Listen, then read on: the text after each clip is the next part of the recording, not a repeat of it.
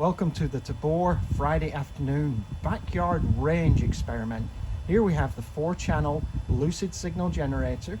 We're generating 1 GHz signals on channels 2 and channels 4, and we're going to attempt constructive and destructive interference of the two carriers by adjusting the phase between them, and see what are the best signal that we can get, or attempt some rudimentary beamforming. So if I go over here now, we can see Charles. He's remotely controlling the phase of the unit, and we have a spectrum analyzer with a directional antenna on the box here.